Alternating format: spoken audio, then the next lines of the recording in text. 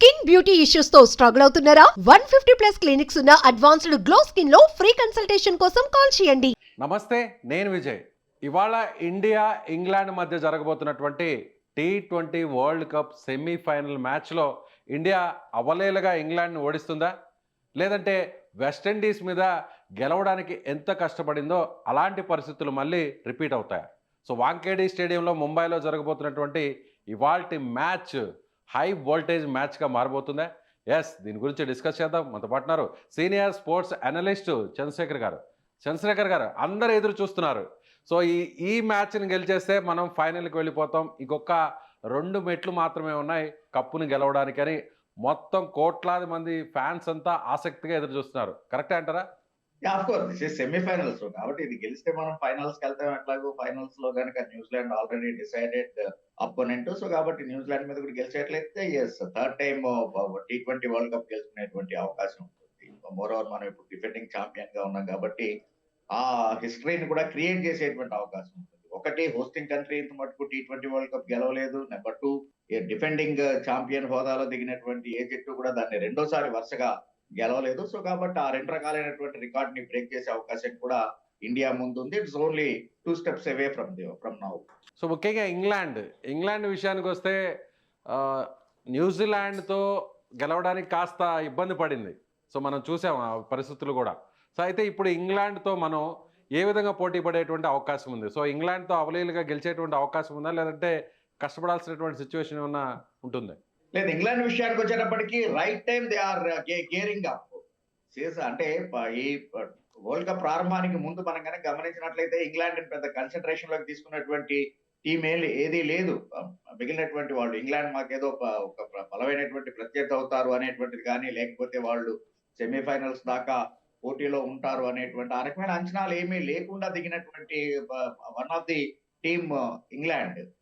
ఎందుకంటే దానికి కారణం ఏంటంటే అంతకు ముందే మనతోటైనటువంటి బైలాటరల్ సిరీస్ లో ఇంగ్లాండ్ చాలా ఘోరంగా ఓడిపోవడం అనేటువంటిది, 4-1 తోటి మనం ఆ సిరీస్ గెలవటం. సో వీటన్నింటినీ పరిగణలోకి తీసుకున్నప్పుడు ఇప్పుడున్నటువంటి పరిస్థితులు, Jofra Archer is not in that form. More over actual గా వాళ్ళకి మెయిన్ కీ ప్లేయర్ అయినటువంటి Bairstow is not in form. So వీటన్నింటినీ దృష్టిలో పెట్టుకున్నప్పుడు టాప్ ఆర్డర్ డొల్లతనం కనబడుతుంది. బౌలింగ్ లో మెయిన్ యాంకర్ రోల్ పోషించాల్సినటువంటి బౌలర్ అవుట్ ఆఫ్ ఫార్మ్ ఉండటం, వీటన్నిటిని చూసినప్పుడు ఇంగ్లాండ్ ని ఎవరు కూడా కన్సిడరేషన్ లోకి తీసుకోలేదు. But if you look at the tournament progress అవుతున్న కొద్దీ కూడా what the form at the peak time, ఎవరో ఒకళ్ళు ఫెయిల్ అయితే, బెయిర్స్టో ఫెయిల్ అయినా కూడా మిగిలినటువంటి వాళ్ళు మ్యాచ్ లో ఫిల్ షాట్ తీసుకున్నాడు. ఆ తర్వాత శ్రీలంకతో మ్యాచ్ లో అయితే కనుక హ్యారీ బ్రూక్ ఆ బాధ్యతని తీసుకున్నాడు. Sam Curran is there, allrounder గా అతను చేస్తూ ఉన్నాడు. డోంట్ ఫర్గెట్ విల్ జాక్స్ ఒక ఆల్రౌండర్ రెస్పాన్సిబిలిటీ తీసుకున్నాడు. సో కాబట్టి ఒక్కొక్క మ్యాచ్ లో బాధ్యతను తీసుకొని ఇంగ్లాండ్ కి విజయాలను అందించారు. కాబట్టి సరైనటువంటి సమయంలో ఫామ్ అందుకున్నారు. సో అంత తేలిగ్గా తీసుకునే అవకాశం మాత్రం లేదు ఇవాళ మ్యాచ్ లో ఇంగ్లాండ్ ని. సో ముఖ్యంగా బ్యాటింగ్ లైనప్ విషయంలోనే ఒక పెద్ద చర్చ నడుస్తుంది. అభిషేక్ శర్మ వరుసగా ఫెయిల్యూర్ అవుతున్నారు. ఎన్ని అవకాశాలు ఇచ్చినా కూడా ప్రూవ్ చేసుకోవడం లేదు. సో అభిషేక్ శర్మని ఆ ప్లేస్లో ఓపెనర్స్గా సంజు శాంసన్తో కలిసి సో ఇషాన్ కిషన్ని తీసుకొస్తే ఎలా ఉంటుంది అనేది కూడా అందరు కూడా చెప్తున్నటువంటి మాట. ఏమంటారు? కరెక్టే, కానీ ఇక్కడ మనం గమనించాల్సినటువంటిది సెమీఫైనల్స్ అంటేనే we all know it is a knockout match. ఒకవేళ కనుక మీరు చేసేటువంటి ఏ ప్రయోగమైన మిస్ఫైర్ కనుక అయ్యేట్లయితే కనుక ఇంకా దాన్ని సరి చేసుకునేటువంటి అవకాశం కూడా లేదు. You will be out of the tournament. So కాబట్టి అలాంటి క్రంచ్ సిచ్యుయేషన్ లో ప్రయోగాలకు వెళ్ళేటువంటి అవకాశం అయితే లేదు. Course Abhishek Sharma but for that Zimbabwe మీద చేసినటువంటి హాఫ్ సెంచరీ కనుక మినహాయించినట్లయితే ఎటువంటి పెర్ఫార్మెన్స్ అవుతుంది. మరీ దారుణంగా ఫస్ట్ 3 హ్యాట్రిక్ డక్స్. సో కాబట్టి అభిషేక్ శర్మ మీద పెట్టినటువంటి అంచనాలు అతను అందుకోలేకపోతున్నాడు అనేటువంటిది it's a fact.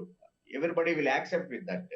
But Abhishek శర్మలో ఉన్నటువంటి అవుట్ అయినటువంటి విధానాలని గమనించినట్లయితే మీరు ఒకటి, రైట్ ఫ్రమ్ బాల్ నెంబర్ 1 నుంచి కూడా అవుట్ ఆఫ్ ది పార్క్ పంపించాలనేటువంటి ఉద్దేశంతో ఆడుతూ ఉన్నాడే కానీ బాల్ యొక్క మెరిట్ ఆఫ్ ది బాల్ తోటి ఆడేటువంటి ప్రయత్నం అతను చేయట్లేదు. బహుశా అది సీనియర్ ప్లేయర్లు కావచ్చు, లేకపోతే ఈవెన్ కోచ్ గంభీర్ కావచ్చు, అలాగే బ్యాటింగ్ కోచ్, వీళ్ళందరూ కూడా మేబీ అతన్ని ఆ విధంగా అతనికి కొంచెం కౌన్సిలింగ్ చేసి ఉండేటువంటి అవకాశం ఇప్పటికే ఉంది. ఎందుకంటే మనకున్నటువంటి వార్తలు బట్టి కూడా నిన్న అందరికన్నా ఎక్కువగా నెట్స్ లో ప్రాక్టీస్ చేసినటువంటిది అభిషేక్ శర్మే, మిగిలినటువంటి బ్యాటర్స్ అందరికన్నా కూడా. ఆశ్చర్యంగా ఆ తర్వాత హార్దిక్ పాండ్యా అంతసేపు స్పెండ్ చేశాడు నెట్స్ లో. Abhishek Sharma and Hardik Pandya only sweat to that practice session. So అందుకని అభిషేక్ శర్మని మార్చేటువంటి అంటే ఓపెనింగ్ జోడీని మార్చేటువంటి అవకాశం లేదు. దానివల్ల ఏమవుతుందంటే ఆల్రెడీ ఇషాన్ కిషన్ అండ్ అభిషేక్ శర్మని ట్రై చేసాం మనం. ఇషాన్ కిషన్ మంచి ఫామ్ లో ఉన్నటువంటి సమయంలో అతను తీసుకొచ్చి నెంబర్ 3 లో ఆడించాము. క్రంచ్ మ్యాచ్ లాస్ట్ ఇది వెస్ట్ ఇండీస్ తోటి జరిగినటువంటి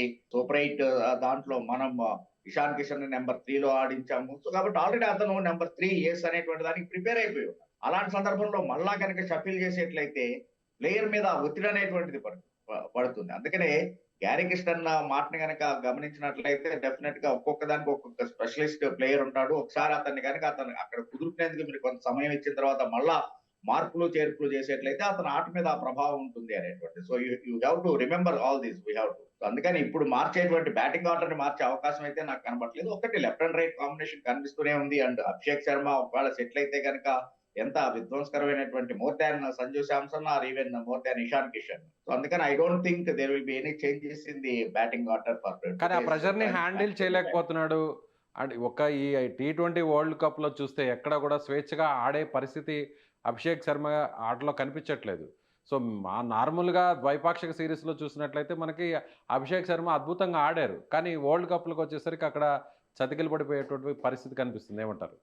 విజయ్, ఇక్కడ గమనించాల్సినటువంటిది మనం వరల్డ్ కప్ ప్రారంభానికి ముందు ఇండియా గురించి మాట్లాడుకుంటున్నటువంటి సందర్భం, ఇండియా బలాలు బలహీనతలు వీటి గురించి మాట్లాడుకుంటున్నప్పుడు అంటే కర్టెన్ రైజర్ లో మనం మాట్లాడుకున్నది ఏంటి అంటే the main strength will be Abhishek Sharma అనేటువంటిది. బికాస్ వరల్డ్ కప్ ప్రారంభానికి ముందు అభిషేక్ శర్మ చూపించినటువంటి ఫామ్ కావచ్చు, ఈవెన్ ఈ రోజున మనం ఆడుతున్నటువంటి ఇంగ్లాండ్ కి విరుద్ధంగా బైలాటరల్ సిరీస్ లాస్ట్ ఇయర్ గుర్తుంటే కనుక ఏకంగా 55 balls లోనే 135 runs ద వే అతను ఆడినటువంటి విధానం ఇదంతా కూడా దాన్ని దృష్టిలో పెట్టుకున్నప్పుడు అభిషేక్ శర్మ మీద ఎక్స్పెక్టేషన్స్ చాలా ఎక్కువగా ఉన్నాయి. ఎప్పుడైతే అంత హెవీ బ్యాగేజ్ షోల్డర్స్ మీద మోసుకుంటూ అతను వచ్చాడో, ఒకటి వరల్డ్ కప్ ఎట్లాంటి వాళ్ళకైనా కానీ ఆ ప్రెషర్ అనేటువంటిది ఉంటుంది.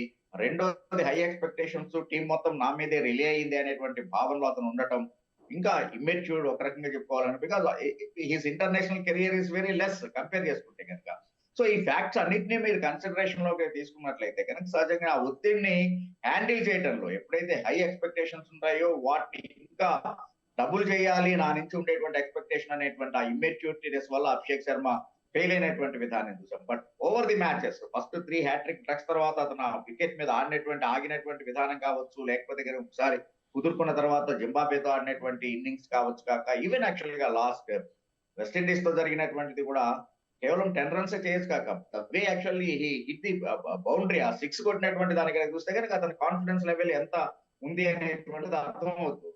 కాబట్టి ఏదో అంటారు కదా, మొత్తం గిన్నెంతా మీరు వెతకక్కర్లేదు, చూడక ఒక మెతుకుని కనుక చూసేట్లయితే తెలుస్తుంది అన్నం ఉడికిందా లేదా అనేటువంటిది. సో ఆ రకంగా ఆ 6 ఒకటి నిజంగా that given me confidence. Abhishek Sharma మీద నాకు నమ్మకాన్ని కలిగించినటువంటి షాట్ అది లాస్ట్ విండీస్ తోటి ఆడినటువంటి. సో తనకి తను ఆల్రెడీ ఆ కాన్ఫిడెన్స్ జోన్ లోకి వచ్చాడు కాబట్టి ఇవాళ ఇబ్బంది ఉండదని నేను అనుకుంటున్నాను. సో అభిషేక్ శర్మ తర్వాత కూడా అందరు ఎక్స్పెక్టేషన్ ఆ తర్వాత ఉన్నింది సూర్యకుమార్ యాదవ్ లీగ్స్లో చూస్తే కేవలం ఒక్క మ్యాచ్లో మాత్రమే తను ఆడాడు, అమెరికా మ్యాచ్తో అనుకుంటా బహుశా. తర్వాత చూస్తే అనుకున్న స్థాయిలో కెప్టెన్ ఇన్నింగ్స్ ఎక్కడా కూడా నిలబెట్టే ప్రయత్నం కానీ ఆడే ప్రయత్నం ఎక్కడ కూడా చేయట్లేదు, వరుసగా విఫలమవుతున్నాడు.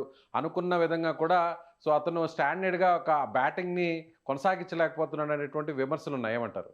ఒక రకంగా ఆన్ పేపర్ చూస్తే ఇది కరెక్టే కానీ but if you look at that సహజంగానే నెంబర్ 3 లో వచ్చేటువంటిది నెంబర్ 4 లో వచ్చాడు, ఆ తర్వాత నెంబర్ 5 బ్యాటింగ్. సో కాబట్టి తనకి తను అంటే టీమ్ ఇంపార్టెన్స్ ని బట్టి టీం యొక్క రిక్వైర్మెంట్స్ దృష్ట్యా బీయింగ్ ఏ క్యాప్టెన్ తనకి తను సాక్రిఫైస్ చేసుకుంటూ డౌన్ ది ఆర్డర్ బ్యాటింగ్ వస్తూ ఉన్నటువంటి సూర్యకుమార్ యాదవ్ లాంటి పనిచినట్టే ఈవెన్ యాక్చువల్ గా డౌన్ ది ఆర్డర్ వచ్చినా కూడా అతని నుంచి కావాల్సినటువంటి ఉపయోగకరమైనటువంటి పరుగులు అయితే లభిస్తూ ఉన్నాయి. ఈవెన్ విండీస్ తోటి మనం వెస్టిండీస్ తోటి గెలిచాము, సంజు శాంసన్ ఆకాశానికి ఎత్తేసాము అంటే దానికి కారణం యాక్చువల్ గా ఫస్ట్ లోనే వికెట్లు పడిన సందర్భంలో the way Suryakumar Yadav being a captain సంజుకి ఇచ్చినటువంటి ఒక ఎండలో ఇచ్చినటువంటి సపోర్ట్ కావచ్చు, లేకపోతే కనుక అతన్ని అంటే అతను చేసినటువంటి ఆ క్రూషియల్ 27 runs భాగస్వామ్యం అనేటువంటిది దట్ T20 క్రికెట్ లో అంటేనే బిట్స్ అండ్ పీసెస్ ఇదిలో కాబట్టి తన యొక్క కాంట్రిబ్యూషన్ మామూలుగా చెప్తూ ఉంటాం కదా, సినిమాలో వచ్చేటప్పటికి నాది చాలా చిన్న రోల్ 5 నిమిషాలే ఉంటుంది బట్ కథని మలుపు తిప్పేటువంటి క్యారెక్టర్ ఉంటుంది నాది అని చెప్పేసి మనం వింటూనే ఉంటాం మనం. సో అలాగనే నిన్నటి విషయానికి వచ్చేటప్పటికి సూర్యకుమార్ యాదవ్ ఇది ఏంటి అంటే మనకి విజయానికి పునాదులు వేసినటువంటి ఇన్నింగ్స్ గా దాన్ని మనం చూడాలి. సో అందుకని అతని మీద అంత ప్రెషర్ ఉంటుందని చెప్పేసి నేను అనుకోవట్లేదు. ఒకటి తనంతట తన బ్యాటింగ్ ఆర్డర్ షఫిల్ అవుతున్నాడు, అలా కాకుండా నేను ఓన్లీ నెంబర్ 3 లోనే బ్యాటింగ్ చేస్తాను అంటే కనుక being a captain nobody will stop him. అందుకని నాకు ఎందుకో సూర్యకుమార్ మీద అంత తప్పు పట్టాల్సిన అవసరం నాకు కనపడలేదు యాజ్ పర్ ది సిచ్యువేషన్. మీరు అన్నట్టుగానే ఇప్పుడు యుఎస్ఏ తోటి అసలు అంటే మొట్టమొదటి ఇనాగ్రల్ మ్యాచ్ ఇండియాకి ఘోర పరాభవం జరిగేటువంటి. అఫ్ కోర్స్ ఒక 2 లైఫ్లు వచ్చినాయి. యుఎస్ఏ ఇన్ఎక్స్పీరియన్స్ ఇచ్చినటువంటి క్యాచ్ ని వదిలిపెట్టారు. That's different, that's all part and parcel of the game. But actually ఎంత క్రూషియల్ నాక్ ఆడాడు అనేటువంటిది మనం చూసాం. సో మనకి పర్ఫెక్ట్ టేక్ ఆఫ్ లభించింది అంటే బికాస్ ఆఫ్ క్యాప్టెన్స్ నాక్, స్కై నాక్. కానీ ఈ రోజున కూడా సూర్యకుమార్ యాదవ్ ని మరి మనం బాధపడాల్సినటువంటి అవసరం లేదు. హీఈస్ ఇన్ గుడ్ ఫామ్, మరి పూర్ ఫామ్ లో అయితే లేడు. ఓన్లీ థింగ్ ఈజ్ యాక్సలరేషన్ కోసం కొన్ని ఇన్నోవేటివ్ షాట్స్ కి వెళ్ళి కొన్ని గ్లోరియస్ షాట్స్ కి వెళ్ళి అతను అవుట్ అయినటువంటి దాన్ని చూసాం. కానీ otherwise he is in good form, good nick. Right. ఇక బౌలింగ్ విషయానికి వస్తే ఈసారి స్పిన్నర్గా ఎవరిని ఆడించేటువంటి అవకాశం ఉంది?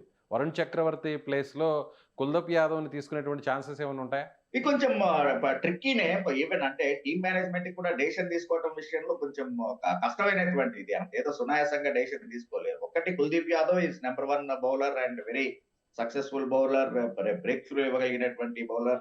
And wristy spinner always will be a dangerous person all together. కానీ ఇది సెమీఫైనల్స్ మ్యాచ్, ఇక్కడ ఎక్స్పెరిమెంట్ చేసేటువంటి పరిస్థితి లేదు. మళ్ళీ అదే వరుణ్ చక్రవర్తి లాస్ట్ 3 మ్యాచెస్ అయితే కనుక అనుకున్నటువంటిది కాదు. ఈవెన్ యాక్చువల్ గా వెస్టిండీస్ మీద అయితే కనుక ఈ కన్సిడర్డ్ 10 runs per over, ఒక వికెట్ తీసుకున్నా కూడా. But 10 runs per over, 4 overs 40 runs అనేటువంటిది వరుణ్ చక్రవర్తి క్యాలిబర్ కి చాలా తక్కువగానే ఉంటుంది.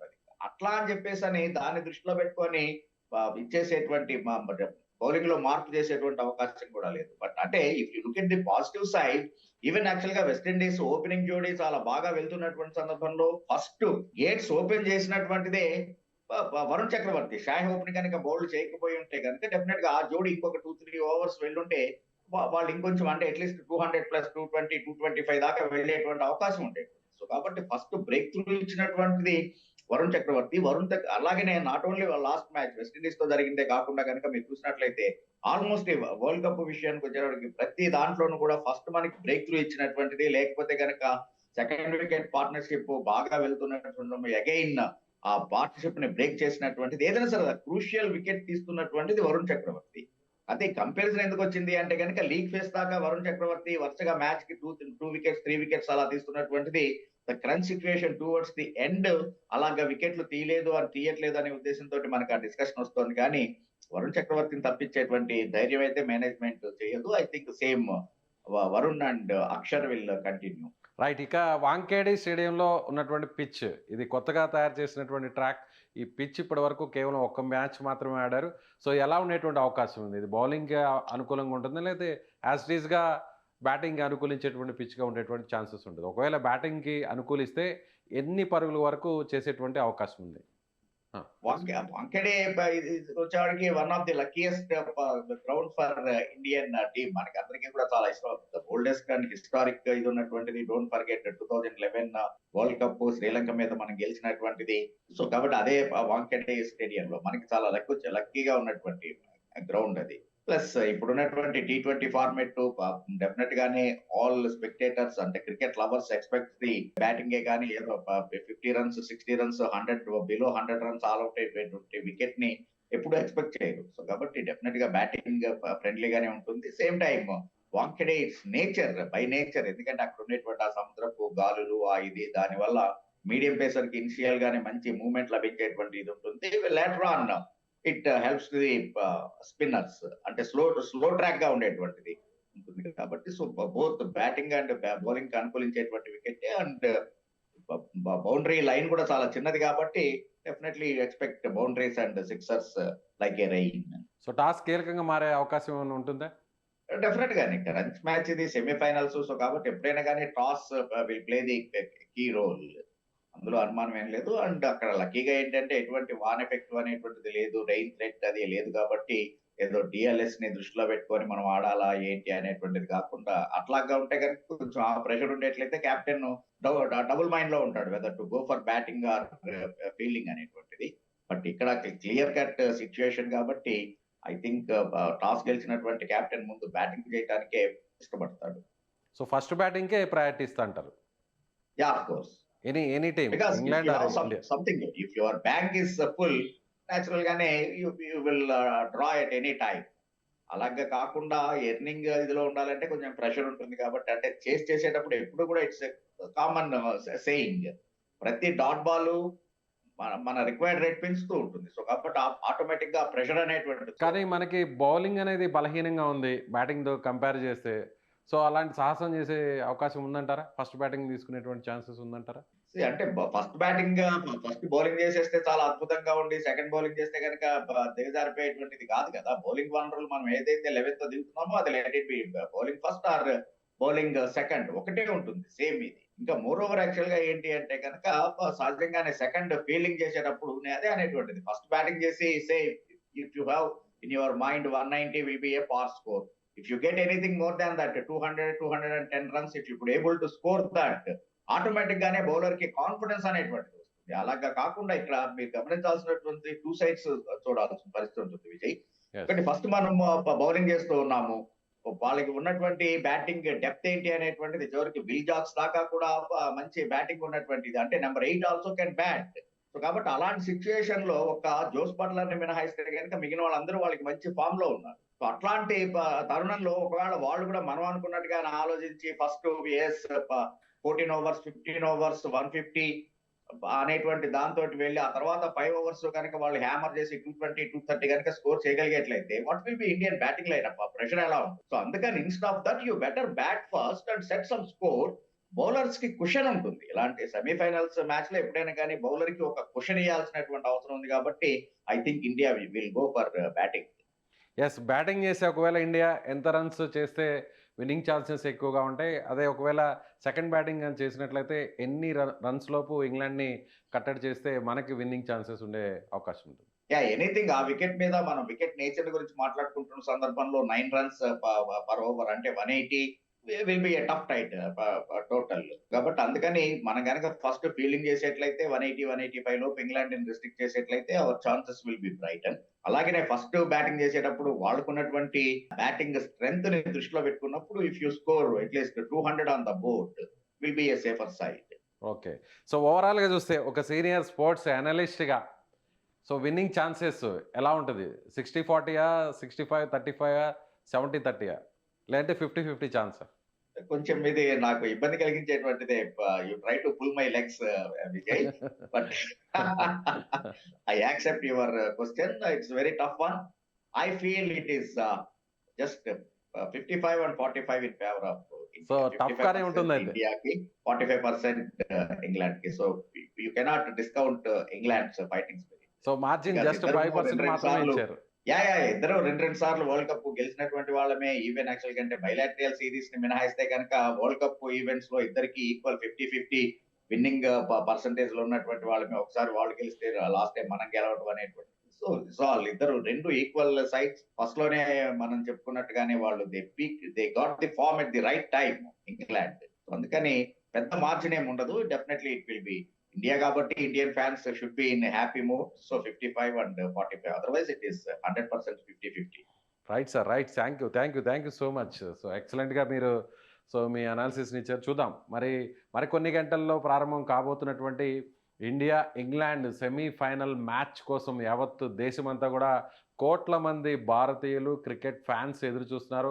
సో, ముంబైలోని వాంఖేడే స్టేడియంలో జరగబోతున్నటువంటి ఈ మ్యాచ్ ఎప్పట్లాగే ముంబై వాంఖేడే స్టేడియం అనగానే సో, ఈ గ్రౌండ్‌లోనే మనం వరల్డ్ కప్‌ని గెలిచినటువంటి పరిస్థితి, ఫైనల్ మ్యాచ్‌ని గెలిచాం. సో, లక్కీ గ్రౌండ్‌గా చెప్పేటువంటి ఈ స్టేడియంలో సో, మళ్ళీ సెమీఫైనల్‌లో ఇండియా గెలవాలని కోట్ల మంది భారతీయులు ఎదురు చూస్తున్నారు. సో, స్పోర్ట్స్ అనలిస్ట్ చంద్రశేఖర్ గారు చెప్తున్నట్టుగా ఖచ్చితంగా ఈ మ్యాచ్ ఇండియాకి కాస్త విన్నింగ్ ఛాన్సెస్ ఎక్కువగా ఉంటాయి. కాబట్టి మ్యాచ్ అయితే మాత్రం హోరాహోరీగా సాగేటువంటి అవకాశం ఉంది.